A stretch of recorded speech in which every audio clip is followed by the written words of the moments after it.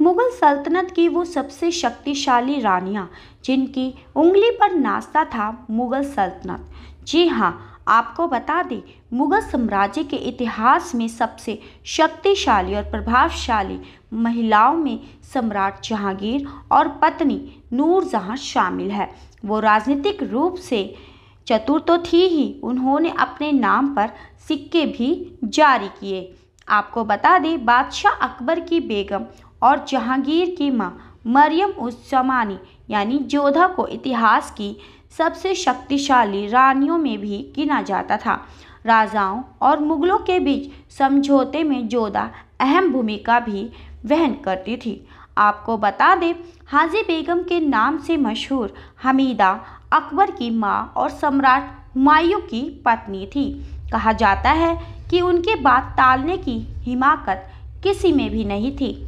आपको बता दें, जहां आरा इतिहास की सबसे अमीर शहजादी थी, जो शाहजहां और मुमताज़ महल की बेटी, मुगल दरबार में प्रभावशाली और प्रतिभाशाली भी थी। इसके साथ ही रुकिया बेगम अकबर की पहली पत्नी थी, जो उनके शासन की सबसे पावरफुल महिला भी मानी गई। उन्होंने जो कहा उस बात को काटने की क्षमता बड़े से बड़े 30 मार खां में भी नहीं थी।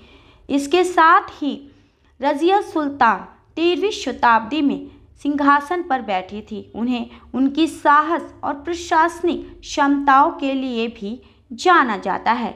और तो और गुलबदन बेगम पहले मुगल बादशाह बाबर की बेटी थी। वो हुमायूं नामा की लेखिका भी थी। उनके काम से उस समय के मुगल रॉयल्स के जीवन की महत्वपूर्ण जानकारी भी मिलती है।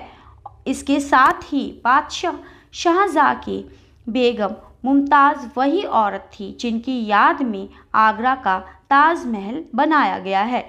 मुगल रानियों में सबसे प्रसिद्ध और मुमताज़ महल को अपार सुंदरता के लिए जाना जाता है। मैं अर्चना सिंघल, हमारे साथ तमाम खबरों के लिए बने रहें। धन्यवाद।